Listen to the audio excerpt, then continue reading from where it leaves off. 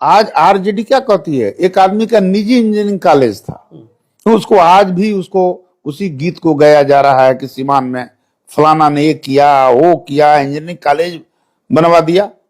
लेकिन यहां कोई नहीं कह रहा कि यहाँ सरकारी इंजीनियरिंग कॉलेज जिसमें 1 रुपया नहीं लगता है पढ़ने में। आपके आंख के सामने है भाई, मेडिकल कॉलेज यहां पर बन रहा है।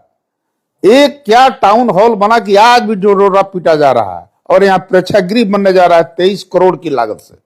उसमें काम में देखा जाए तो एक तरह से एक अभी बड़ा मुद्दा छिड़ा हुआ है, खास करके जातीय जनगणना को लेकर के।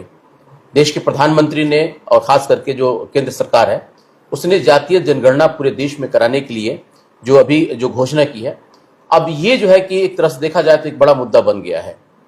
एक तरफ जहां विपक्ष यानी कि इंडिया गठबंधन है वो अब अपना श्रेय लेने की प्रयास कर रहा है, वहीं एनडीए गठबंधन के लोग अब ये कह रहे हैं कि नहीं, ये हम लोगों का बहुत पुराना और बहुत चिर परिचित जो है कि हम लोगों का ये मांग था, जिसको केंद्र सरकार ने आज मांग लिया है। अब सवाल इसमें यह बनता है कि जिस तरीके से अभी जी इसकी घोषणा हुई है, हालांकि कई लोग इस बात को कह रहे हैं कि बिहार का चुनाव है इसको लेकर के किया जा रहा है, कई लोगों का ये कहना है कि जिस तरीके से पहलगाम में जो घटना हुई है उससे नजर हटाने के लिए की गई है। इन सारी चीजों को आज हम समझेंगे। हमारे साथ पूर्व विधायक रमेश सिंह कुशवाहा हैं, जो कि वर्तमान में जो सांसद हमारे विजय लक्ष्मी कुशवाहा जी हैं और उनके पति हैं, और सिवान ही नहीं बल्कि पूरे बिहार की राजनीति को बहुत बारीकी से समझते हैं। बहुत स्वागत है आपका। चलिए, आपके भी चैनल को बहुत बहुत धन्यवाद।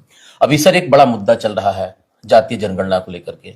अभी ये तुरंत आप लोगों का प्रेस कॉन्फ्रेंस भी हो रहा था, तो ये प्रेस कॉन्फ्रेंस करने की क्यों नौबत आ गई जब आप लोग को पूरा मांग थी? ये देखिए, प्रेस कॉन्फ्रेंस क्यों की गई नहीं की गई अलग विषय है, मुद्दा जाति जनगणना का है जी। और ऐसे प्रेस कॉन्फ्रेंस में सारी बातें बता ही दी गई, हमें अलग से कुछ बताने की कोई बहुत जरूरत नहीं थी। फिर भी देखिए, जातीय जनगणना का जहां तक सवाल है, हमारी पार्टी के जो सर्वोच्च लीडर हैं माननीय नीतीश कुमार जी, वो जाति जनगणना के पक्ष में शुरू से ही रहे हैं। 94 में जब मेंबर ऑफ पार्लियामेंट थे तो उस समय भी वो खुद का भी उनका इंटरव्यू आप लोग देख लीजिएगा, उस दौर का जातीय जनगणना की मांग उस समय ही उन्होंने की थी।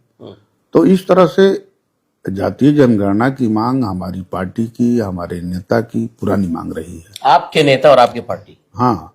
अभी इंडिया गठबंधन और एनडीए दो है, लेकिन एनडीए में भाजपा अब कह रही है कि बहुत खुशी की बात है इसको जो कि देश केंद्र सरकार ने लागू किया है और इसको मांग मतलब पूरा किया गया है। तो इसमें भाजपा के लोग क्यों खुश हो रहे हैं जबकि उन लोगों को तो इससे नुकसान होने वाला है? देखिए, पहली बात तो यह है कि हमारी पार्टी की ये पुरानी मांग थी, इसलिए देखिएगा कि बिहार में भी नीतीश जी ने जाति गणना कराई थी। वो जनगणना नहीं था, जाति गणना कराई थी, सर्वे था जी।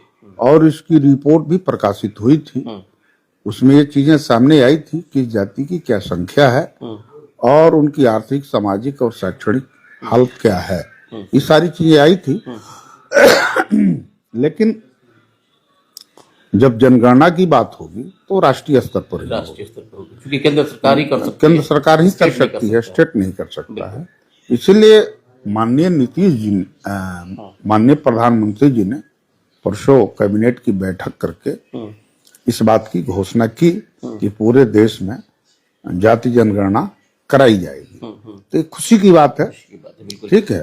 तो मेरे कहने का मतलब है कि देखिए, नीतीश जी ने ही एक रास्ता दिखाया था। नीतीश जी की मांग लंबे समय से थी और माननीय प्रधानमंत्री जी ने माननीय नीतीश जी की बातों को माना या देखा कि इसकी जरूरत है, देश की जरूरत को समझते हुए उन्होंने घोषणा की। तो इसलिए हम लोगों की खुशी है, पूरे एनडीए परिवार में खुशी है और आम जनता में भी जाइएगा, समाज का चाहे कोई वर्ग के लोग हों, किसी राजनीतिक दल के लोग हों, सब लोग खुशी का इजहार कर रहे हैं कि प्रधानमंत्री जी ने सही समय पर सही कदम उठाया। लेकिन विपक्ष कह रहा है कि राहुल गांधी जो कि विपक्ष के नेता हैं, बिहार में तेजस्वी यादव नेता हैं, कहा जा रहा है कि इन दोनों के दबाव में केंद्र सरकार जो है कि इस तरह का कदम उठा रही है। उन लोगों को डर हो गया है कि बिहार में चुनाव है, अगर इस तरह के कदम हम लोग नहीं उठाएंगे तो इसका श्रेय भी भाजपा के अलावा मतलब अन्य पार्टियां ले जाएंगी और भाजपा जो है कि यहाँ देखती रह जाएगी। इसमें क्या कुछ कहेंगे आप?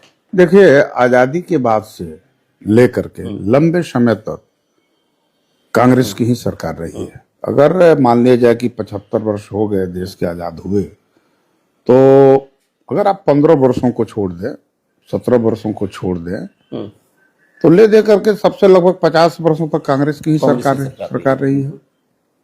और 1931 के बाद कभी जाति जनगणना हुआ नहीं, और ये मांग तो पहले से उठती रही है। तो कांग्रेस जाति जनगणना से भागती रही, कभी जातिगत जनगणना कराना नहीं चाहिए। कांग्रेस भागती थी कि भाजपा भागती थी? कांग्रेस भागती रही। भाई सरकार कांग्रेस की थी, तो कांग्रेस को तो कराना चाहिए था जी। अगर उस समय अगर भाजपा विरोध करती तो बात एक समझ में आती। तो भाई चाहे मनमोहन सिंह की सरकार रही हो, उसके पहले राजीव गांधी जी की सरकार प्रधानमंत्री रहे हों, नरसिम्हा राव जी रहे हों, या इंदिरा गांधी जी सरकार प्रधानमंत्री रही हों, लाल बहादुर शास्त्री जी रहे हों, या पंडित नेहरू रहे हों, ये मांग तो बहुत पुरानी है और इसको कराना चाहिए था, लेकिन लोगों ने नहीं कराया। आज हो रहा है तो विपक्ष भी श्रेय लेने की कोशिश कर रहा है कि भाई हमने मांग किया, लेकिन भाई किए वही ना प्रधानमंत्री नरेंद्र मोदी जी ही तो आज प्रधानमंत्री नरेंद्र मोदी जी ही तो आज इसको फैसला लिए कि वही कराया। फैसला दबाव में लिया है या स्वेच्छा से लिया है उन्होंने? हालांकि जिस तरीके से कल तेजस्वी यादव पड़ाका फोड़ रहे थे और कांग्रेस के जितने भी समर्थक हैं उनको दूध से उनको नहला रहे थे, खास करके उनके पोस्टर को, तो वो लोग अपनी एक नैतिक जीत मान रहे हैं इसको कि जिस तरीके से केंद्र सरकार दबाव में आकर के। लेकिन वहीं एक बात और सामने आ रही है कि जो अभी देश में जो एक बड़ा आतंकी हमला हुआ है पहलगाम में, तो उससे ध्यान भटकाने के लिए इस तरह के जो है कि मामले चल रहे हैं, इसमें क्या कुछ कहेंगे आप? देखिए, पहलगाम की घटना पर हम दूसरे दिन बात करेंगे, ठीक है? ध्यान भटकाने की जो बात कही जा रही है, इससे और कश्मीर की घटना से कोई लेना देना नहीं है। एक कैबिनेट की बैठक हुई थी और कैबिनेट में माननीय देश के यशस्वी प्रधानमंत्री नरेंद्र मोदी जी ने डिसीजन लिया, फैसला हुआ, इसको इस रूप में देखा जाना चाहिए, ठीक है? अगर फैसला सही है तभी तो आज सारे लोग स्वागत कर रहे हैं, ठीक है? इसके पहले क्यों नहीं लोग बोल रहे थे, मांग कर रहे थे कुछ लोग, ठीक है? तो भैया आपकी मांग है और हमारा एनडीए ने जरूरत समझा, देश के प्रधानमंत्री ने जरूरत समझा, या माननीय नीतीश कुमार तो 94 से इस सवाल को उठाते रहे हैं और उन्होंने बिहार में इम्प्लीमेंट भी किया, 2023 में इसको लागू किया और इसको प्रकाशित भी किया और एक तरह से सर्वे कर लिया पूरे बिहार को मोटा मोटी, और उसी आधार पर मतलब आरक्षण का परसेंटेज भी बढ़ा करके 65% किया। ठीक है, वो तो कोर्ट का मामला है, जुडिशरी का मामला है, जुडिशरी में मामला लंबित तो उसको देखा जाएगा, वो अलग की बात है, वो अलग विषय है। लेकिन नीतीश जी ने प्रयास किया और मुझे उम्मीद है कि आने वाले दिनों में वो भी पूरा होगा। आपकी बातों से ये अंदाजा लग रहा है कि आप इस पूरे सिस्टम का श्रेय नीतीश जी को और अपनी पार्टी को देना चाहते हैं, जबकि भाजपा जब सर्वे हो रहा था तो सर्वे में ही भाजपा ने अड़ंगा लगाया था, हाई कोर्ट गई, सुप्रीम कोर्ट गई, उसके बाद जब 65% आरक्षण की बात कहा जाता है कि वो भी जो है कि भाजपा के ही अड़ंगा से जो है कि मामला ही फंसा हुआ है। तो क्या ये सिर्फ आपके घटक दल में आप लोगों का जो है कि मामला सामने आ रहा है जिसमें श्रेय लेंगे आप लोग, या भाजपा को भी इसमें जोड़ेंगे आप लोग? भाई भाजपा तो भाई देश में तो केंद्र में मोदी जी की सरकार है, भाजपा की सरकार है, हम उसके घटक हैं, उस सरकार के एक हिस्सा हम भी है। और तो मोदी जी है, मोदी जी लागू किया तो मोदी जी को भी श्रेय जाता है, लेकिन रास्ता नीतीश जी ने ही दिखाया। अच्छा सर, एक चीज में हम और जानना चाहेंगे कि जिस तरीके से कहा जाता है कि भाजपा जो है कि हिंदुत्व को एकजुट करने की बात करती है, वहां जात पात की बात नहीं करती है, और उसका मुख्य एजेंडा भी यही रहता है और इसी पे वो राजनीति भी करती है। क्या लग रहा है कि अगर वो जातीय सर्वे होता है या जनगणना होती है तो उसको एक बड़ा लॉस होगा क्या? उसको उस आधार पर टिकट भी बंटवारा करना पड़ेगा, आरक्षण भी देनी पड़ेगी, क्योंकि आप एक परिपक्व और मतलब बहुत समझदार इस मामले में नेता है, इसलिए मुझे इस बात को पूछना पड़ा, क्योंकि राजनीतिक तौर पर आपकी काफी पकड़ मानी जाती है। देखिए, ऐसा है, पहली बात है कि जातीय जनगणना जो है एक तरह से समाज का एक एक्सरे है, ठीक है? और इस एक्सरे हो जाने के बाद रियल सच्चाई सामने आएगी कि किस जाति की, क्योंकि इसमें सिर्फ जाति ही नहीं गिनी जाएगी, इसमें गिना जाएगा कि भाई किसी जाति की सामाजिक और शैक्षणिक स्थिति क्या है, उसमें कितने लोग सरकारी नौकरियों में हैं, उनकी आर्थिक स्थिति क्या है, ठीक है? और उस आधार पर जो एक डेटा प्रकाशित होगा पूरे देश के पैमाने पर, हर जाति की स्थिति स्पष्ट हो जाएगी। उस आधार पे चाहे वो केंद्र सरकार हो या प्रदेश की सरकारें हों, नीतियां बनाने के लिए मजबूर होगी। और नीचे से भी एक जन दबाव पड़ेगा कि उन जातियों को मेन स्ट्रीम में लाने के लिए विशेष योजना बनाई जाए, चाहे उसमें हिंदू हो या मुसलमान हो, दोनों सब धर्मों में जातियां हैं, तो उस हिसाब से इसकी गिनती होगी। तो जो समाज में जो जातियां पिछड़ गई है आज भी आजादी के इतने दिनों बाद, न तो वो जुडिशरी में है, न वो प्रशासनिक सेवाओं में है अपनी जाति के हिसाब से, और न वो कारपोरेट जगत में है, न कहीं बड़े व्यवसाय में है। तो ये सब जाति जनगणना से सारी चीजें सामने आ जाएगी। आने के बाद चाहे सरकार जिसकी हो, लोकतंत्र में सरकारें बदलती रहती है, तो चाहे सरकार जिसकी हो, एक जन दबाव बनेगा कि भाई आप ये काम कीजिए, इस जाति को मुख्य धारा में शामिल करने के लिए कुछ विशेष कार्य योजना चलाइए, ताकि ये भी जातियां मुख्य धारा में आ जाए। आरक्षण बिल्कुल बढ़ना ही चाहिए। अगर जाति जनगणना चीजें क्लियर हो जाती है तो मेरा साफ साफ कहना है कि नीतीश जी ने तो बढ़ाया है 65%, तब इसको राष्ट्रीय स्तर पर ये होगा। और जो 50% की जो सीमा है, जो एक दीवार है, ये दीवार भी आने वाले दिनों में टूटेगी और बढ़ना भी चाहिए। मैं इसकी वकालत करता हूँ, इसके पक्ष में हूँ, इसमें कहीं कोई दिक्कत नहीं। बिहार में इसका चुनाव में कितना असर पड़ेगा? देखिए, पहले से भी यहाँ एनडीए मजबूत है, 20 वर्षों से एनडीए की सरकार है, ठीक है। जाति जनगणना से व्यापक जनता में जाइएगा, ग्रास रूट स्तर पर जाइएगा, खास करके जो अति पिछड़ा समाज है, समाज का जो वंचित हिस्सा है, उसमें व्यापक खुशी देखी जा रही है, ठीक है। तो इसका तो प्रभाव हालांकि एक चुनाव की दृष्टि से नहीं किया जा रहा है, बल्कि समाज कैसे आगे बढ़े उस दृष्टि से, उसके पीछे एंगल यही है और उस दृष्टि से किया जा रहा है। तो इसका फायदा पूरे समाज को मिलेगा, आम आवाम को मिलेगा। दो चीजें सर सामने आ रही हैं। एक तो आपने जनगणना की बात कह दी कि इसका आवाम फायदा उठाएगी, लेकिन वही विपक्ष कह रहा है कि 20 साल, एक तरह से देखा जाए तो 20 साल इस सत्ता में रह करके भाजपा और जेडीयू की सरकार बिहार को बिल्कुल खोखला कर चुके हैं ये लोग। अपराध अपने चरम सीमा पे है, आज भी पलायन हो रहा है। अभी जिस तरीके से तेजस्वी यादव हर जातियों का सम्मेलन वो कर रहे हैं, इसका कितना असर पड़ेगा? और एंटी इनकम्बेंसी क्या आ गई है क्या आप लोगों को लेकर के? देखिए, ऐसा है ना कि मैं बता रहा हूं कि जब वो लोग कहते हैं कि अपराध बढ़ गया है, तो जो लोग सुनते हैं वो भी हंसते हैं कि जो लोग अपराध का पोषक रहे हैं, सबका संरक्षण देते रहे हैं, आज भी लोग अपराध की बात कर रहे हैं। तो मैं ये कह रहा हूं कि पहले खुद उन लोगों को अपने गिरेबान में झांकने की जरूरत है। नीतीश जी की सरकार जब से आई है, तब से बिहार में संगठित अपराध नहीं है।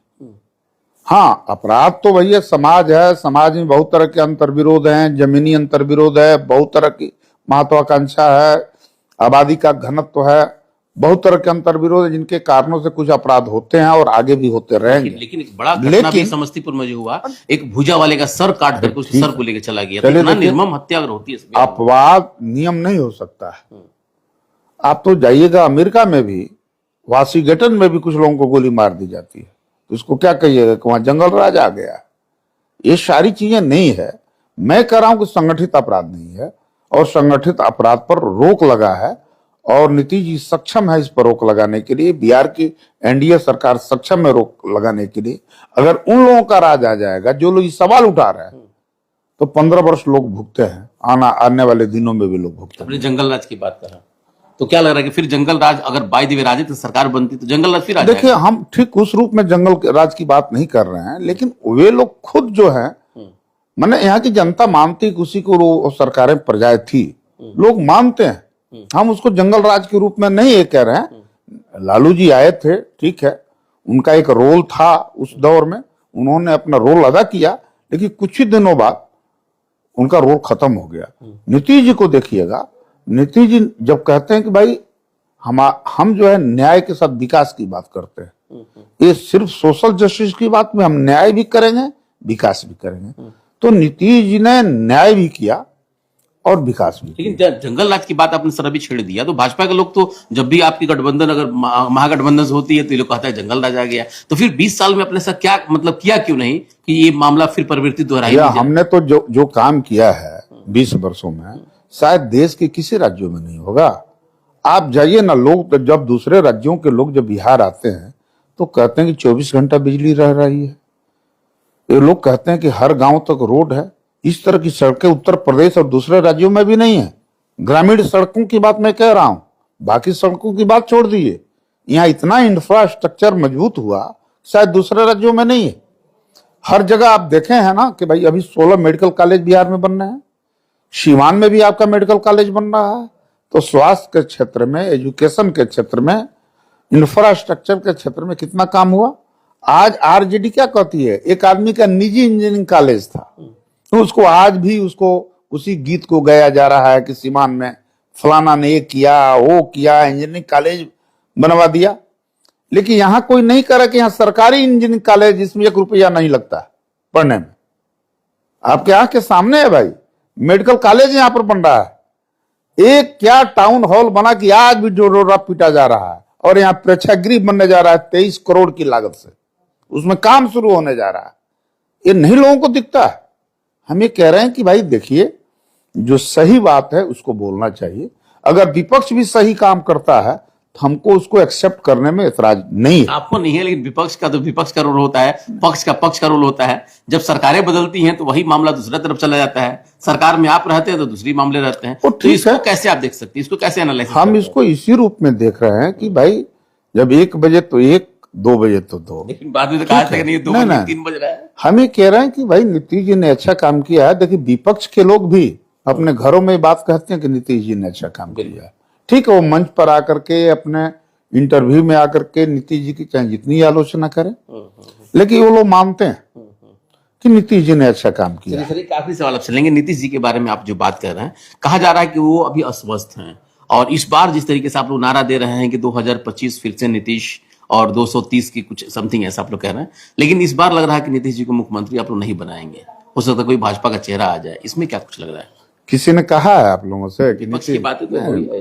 अरे विपक्ष क्या कह रहा है? नहीं, हम कह रहे हैं कि खुद ही भाई जो देश के गृह राज्य मंत्री हैं, वो से लेकर के भाजपा के सारे नेता कह रहे हैं कि नीतीश जी के नेतृत्व में चुनाव लड़ा जाएगा। तो नेतृत्व नीतीश जी का होगा, उनके नेतृत्व में चुनाव लड़ेगा, मुख्यमंत्री दूसरा कोई बनेगा, फिर नीतीश जी ही मुख्यमंत्री बनेंगे। और 100% सोचता है। एक सर मेरे दिमाग में सवाल आ गया, चूंकि आप भी ऐसे समाज से आते हैं जो कि मतलब जिनका बहुत पहले नेतृत्व नहीं था, जिस समाज से आप लोग आते हैं।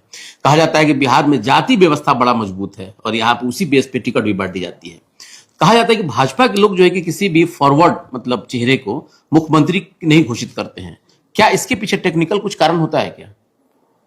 अब देखिए, ये सब पार्टियों का अंदरूनी मामला है। अब बीजेपी के अंदरूनी मामले पर जातीय जनगणना का मामला इसलिए पुनः पड़ा है। देखिए, ये तो भाई क्लियर हो गया है ना, किस जाति की कितनी आबादी है बिहार में। ये तो क्लियर हो गया, इसका तो सर्वे आ ही चुका है। उसका ही मामला आता है क्या कि नीतीश जी को लोग नहीं चाहते हैं कि इनको हटाया जाए? नहीं, ऐसा कोई बात नहीं है। नीतीश जी के खिलाफ कहाँ कोई बोल रहा है? कोई बोला है क्या कि नीतीश पहले बोलते थे, भाजपा के लोग बोलते थे। अरे चलिए कि कोई बोल दिया हटती थी तो ठीक है भाई, मान लीजिए कि कोई बोल दिया, वो छोड़िए। राजनीति में लोग बोलते रहते हैं, उससे कोई फर्क नहीं पड़ता। मतलब बिहार का चुनाव इस बार जो होगा एक मामला रहेगा ये चीज। देखिए, नीतीश जी के नेतृत्व में ही चुनाव होगा और नीतीश जी ही मुख्यमंत्री बनेंगे। नीतीश जी का फिलहाल कोई विकल्प नहीं है।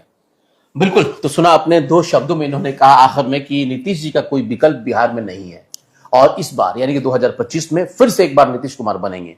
अब सवाल होता है कि जिस तरीके से जातीय जनगणना का जो जिन बाहर निकला है, अब इसमें क्या क्या चीजें सामने आती हैं और किन किन पार्टियों को इससे फायदा मिलता है। और एक बड़ा सवाल है कि जिस तरीके से सभी पार्टियां, चाहे वो पक्ष हो या विपक्ष हो, इसको डिनाई नहीं कर रही हैं, बल्कि इसका स्वागत किया जा रहा है। अब देखना है कि कौन कौन पार्टियां और कितना पैमाने पे, बड़े पैमाने पे इसको अपने पाले में बनाने में और खास करके जनता तक पहुंचाने में कामयाब होती है। ये देखना बड़ा दिलचस्प होगा। फिलहाल आप हमारे साथ इतना देर तक बने रहे, आपका बहुत बहुत धन्यवाद।